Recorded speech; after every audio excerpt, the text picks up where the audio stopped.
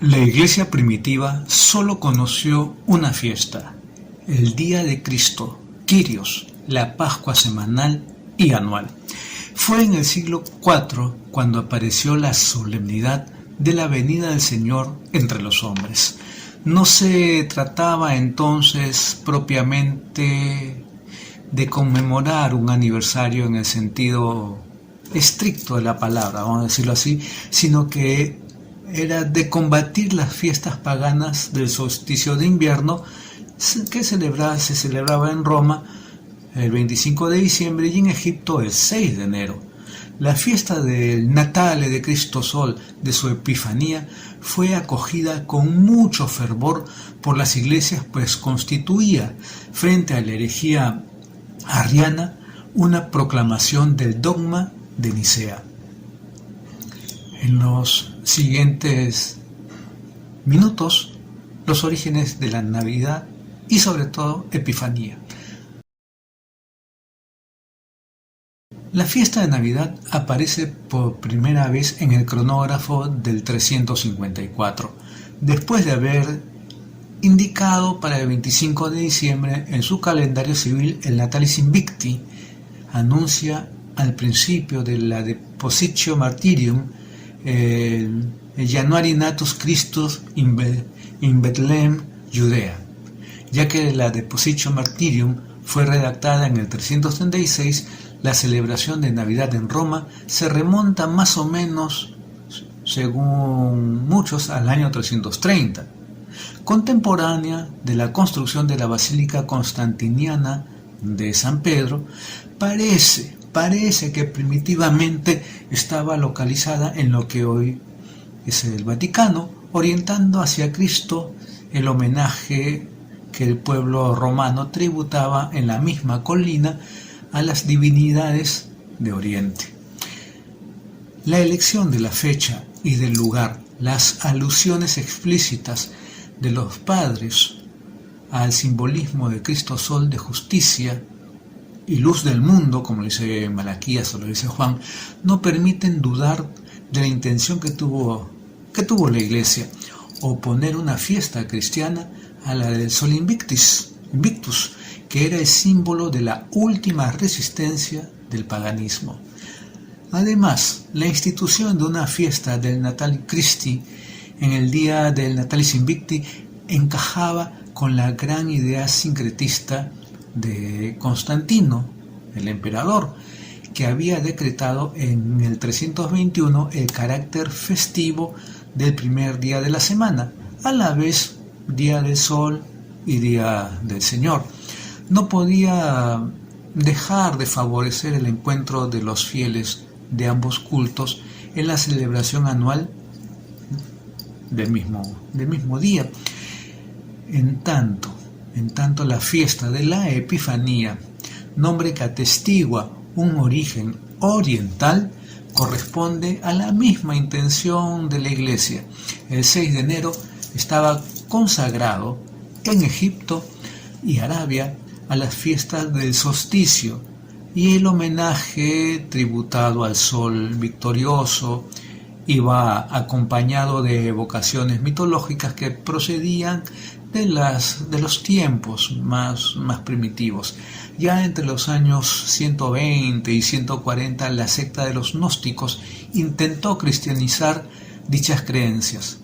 Decía Clemente de Alejandría que los adeptos de Basílides, uno de los gnósticos más célebres de su tiempo, festejaban también el día del bautismo de Jesús y pasaban toda la noche anterior en lecturas. Según ellos, fue el año 15 de Tiberio, el 15 o según otros, el 11 del mes de Tubi, 10 o el 6 de enero. Bueno, según la Gnosis, la encarnación del Verbo en la humanidad de Jesús tuvo lugar en el momento del bautismo en el Jordán. Por ello, los discípulos de Basílides celebraban así dicho misterio, pero la fecha escogida tenía mucho simbolismo. Sin embargo, la Iglesia Católica no festejó hasta el siglo IV, en esa fecha, la Epifanía del Señor. Aunque, hay que decirlo, la fiesta nació en Oriente y sin duda en Egipto. Es en Galia donde encontramos el primer testimonio. La Epifanía era ya una gran fiesta en Galia en el 361, puesto que según Amiano Marcelino, el emperador Juliano, convertido interiormente al paganismo, todavía hizo profesión exterior del cristianismo yendo a la iglesia, como menciona un texto, el día del mes de enero, que los cristianos celebran con el nombre de Epifanía. Para que la Epifanía oriental fuera tradicional en Galia, hacia el año 360, sus orígenes tuvieron que ser más o menos contemporáneos de los de la Navidad romana. Aunque se tenga que decir que la Epifanía es anterior a la Navidad, sin embargo, no se puede hacer la remontada muchos años antes del Concilio de Nicea. Estamos hablando en el 325. Los términos Natale y Epifanía proyectan ya alguna luz sobre el respectivo contenido de las solemnidades cristianas del 25 de diciembre y del 6 de enero. Natale quiere decir aniversario del nacimiento y era en el siglo IV de uso muy corriente, pero la etiqueta cortesana había ampliado la significación de la palabra y también la había aplicado a los días que señalaban la glorificación del emperador, como los de su acceso a la púrpura y de su apoteosis. Esta era la significación plenaria del Natalis Invicti, fiesta del renacimiento del sol y de su divinidad, mientras que los cristianos de los primeros siglos habían atribuido dicha denominación al día del verdadero nacimiento de un bautizado, el de su muerte terrestre y de su entrada a la tierra prometida. Fue evidentemente por referencia a la significación pagana como la aplicación al Cristo Sol Oriens, y por ello el Natale latino se aproxima mucho a la Epifanía oriental. Las traducciones más antiguas del término griego expresan toda la riqueza de su contenido. Manifestatio, apparitio, adventus. Y así es, en efecto, en el mundo greco-romano se llamaba Epifanía tanto la aparición o manifestación benévola de la divinidad hacia los hombres, como los advenimientos festivos de un soberano, la subida al trono, entrada triunfal en una ciudad. Parece pues que es en este sentido como el apóstol San Pablo declara: apparuit gratia salvatoris nostri omnibus hominibus. Esto es, la gracia de nuestro Salvador apareció a todos los hombres, lo dice Pablo a Tito en el capítulo 2, versículo 11. Aparición que pone en relación con el Adventus Gloriae Magni Dei Salvatoris Nostri Jesu Christi, esto es, venida de la gloria de nuestro gran Dios Salvador Jesucristo. Al mismo Tito en el capítulo 2, versículo 13.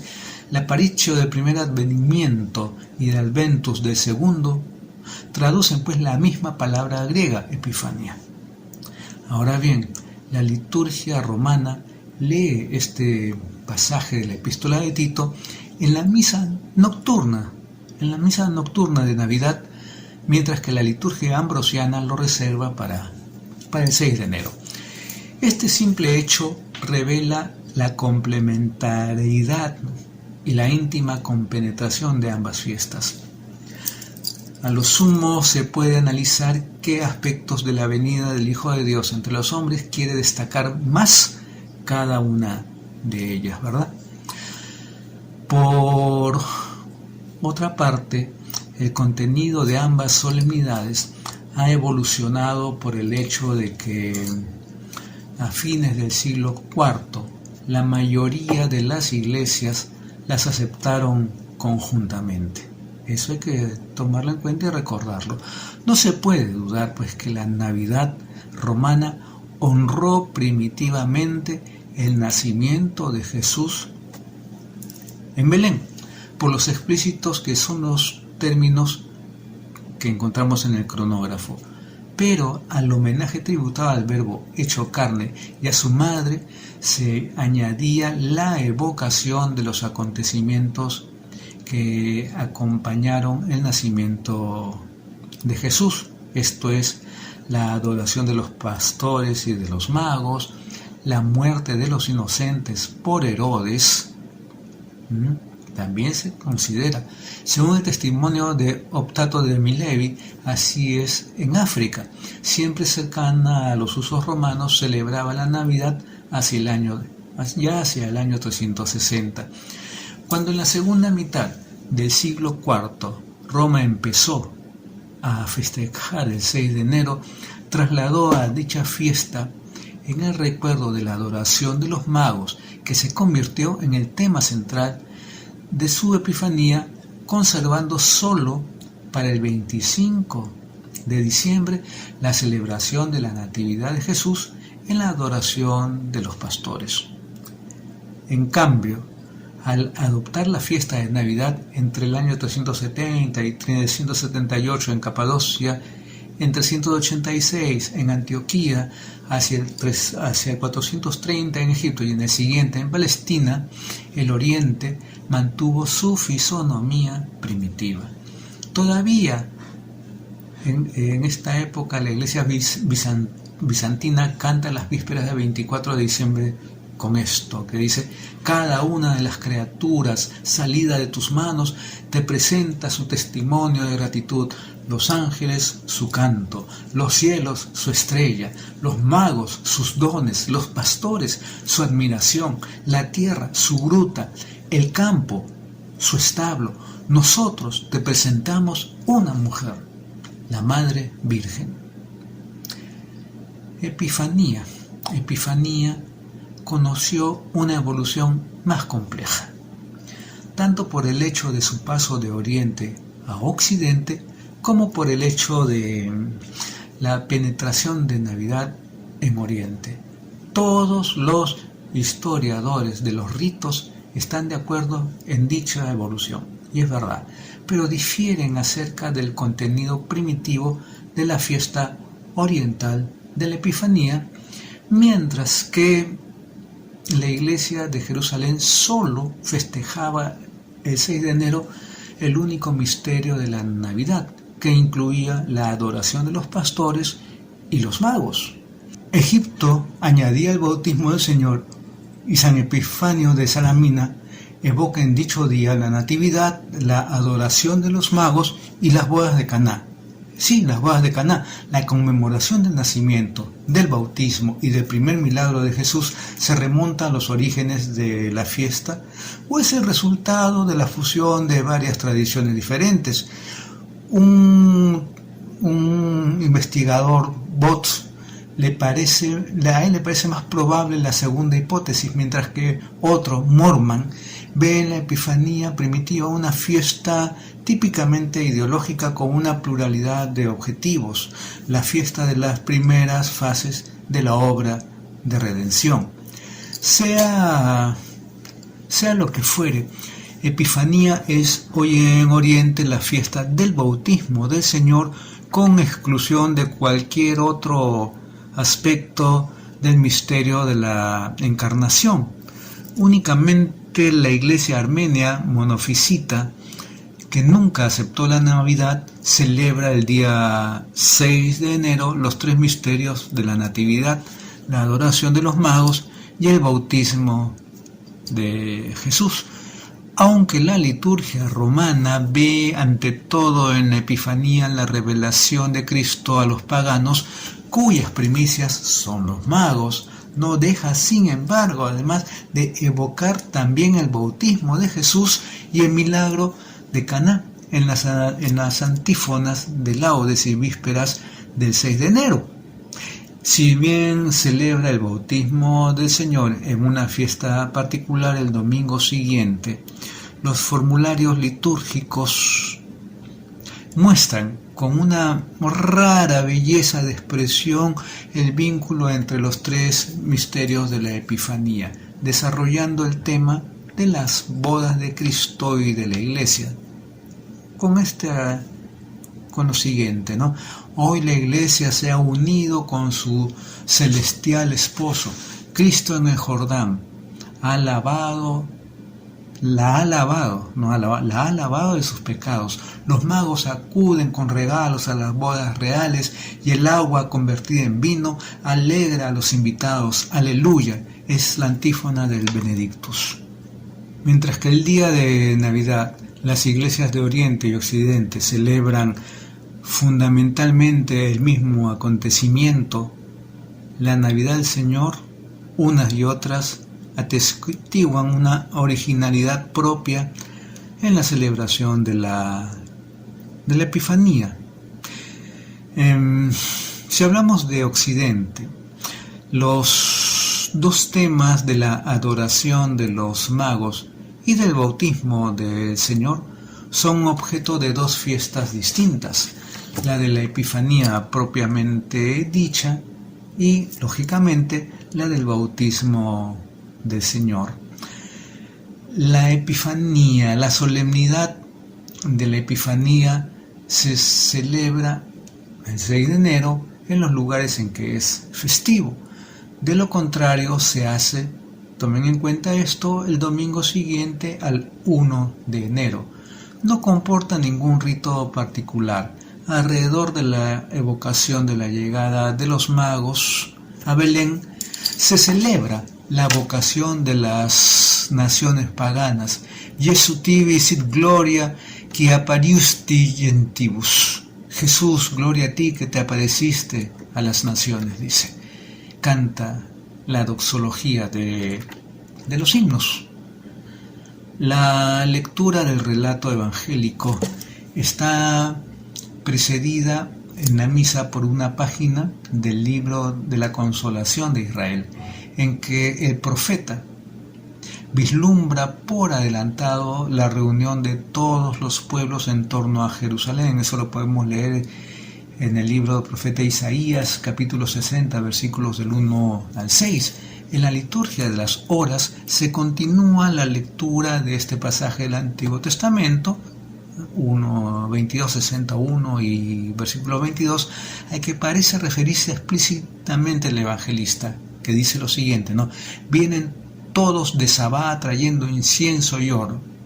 Una vez realizado el acontecimiento, San Pablo puede revelar el significado del misterio que contiene.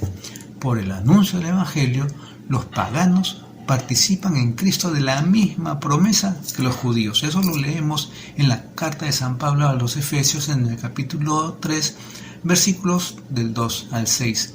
En el oficio de las lecturas, San León Magno desarrolla la misma idea. En la persona de los tres reyes magos, todos los pueblos adoren al Creador del universo. Idea que vuelve a aparecer en las diversas oraciones, como esta: hoy ha revelado, dice el prefacio, en Cristo, para luz de los pueblos, el verdadero misterio de nuestra salvación. El bautismo del Señor. Una breve referencia. Cuando Epifanía, a invitación de Navidad, fue dotada en diversas partes de una octava, a partir del siglo VIII, se vinculó al día de la octava la lectura del relato del bautismo del Señor. Numerosos misales medievales, si podemos acceder a ellos, añadieron también una lectura profética propia. El oficio se enriqueció con las antífonas bizantinas Veterem Hominem, que Carlomagno había hecho traducir en latín después de haberlas oído cantar por unos monjes griegos. Con las liturgias francesas del siglo XVIII, la octava de la Epifanía se convirtió en la fiesta del bautismo del Señor y se compuso para la misma un conjunto de formularios propios. Fue incorporada al calendario romano en 1960. En el 1969 fue fijada para el domingo después del 6 de enero o para el día siguiente si dicho domingo es el de Epifanía. La misa tiene 9 lecturas repartidas entre los 3 años A, B y C. El prefacio, así como la colecta y la poscomunión, son composiciones relativamente nuevas. La liturgia de las horas, hablando de la liturgia de las horas, vuelve a tener las antífonas Veterem Hominem. En las primeras vísperas, oficio de las lecturas, laudes matutinas. Dice: Baptizatur Christus et sanctificatur omnis mundus. Cristo es bautizado y el mundo entero es santificado.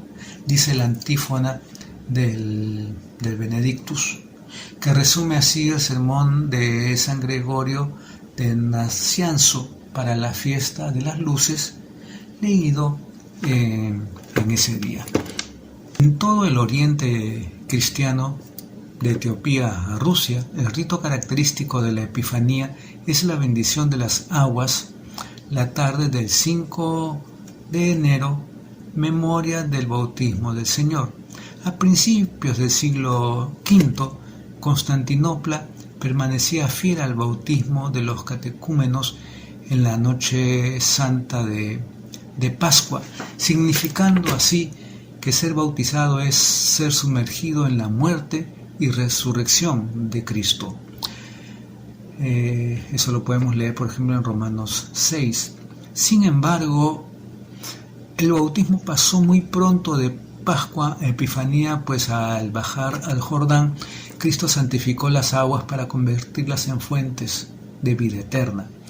Más adelante los bautismos de adultos se hicieron raros y se bautizó a los niños en las casas, pero se mantuvo la bendición del agua bautismal en la Epifanía. En el rito bizantino se lee primero 3 fragmentos del libro de Isaías, capítulo 35, versículos 1 al 9, del 55, 1 al 3 y del 12, del 3 al 6. Luego, algunos versículos de la primera carta a los Corintios, como en el capítulo 10, versículos del 1 al 4, y el relato del bautismo de Jesús según San Marcos, en el capítulo 1, versículos del 9 al 11. Las lecturas van seguidas de una letanía diaconal y de una amplia plegaria sacerdotal atribuida a San Sofronio de Jerusalén. El sacerdote sumerge 3 veces la cruz en el agua antes de colocarla en una bandeja adornada con flores. Entonces se acercan, besan la cruz, se los asperja con el agua santa y beben un sorbo de la misma agua. Después del oficio se pueden llevar agua bendita a casa con un recipiente. En Etiopía, ya para terminar esta parte, la Epifanía atrae a millares de peregrinos al Aksum. El sacerdote bendice las aguas del gran depósito que alimenta la ciudad y todos se bañan en ella para honrar el bautismo de Cristo.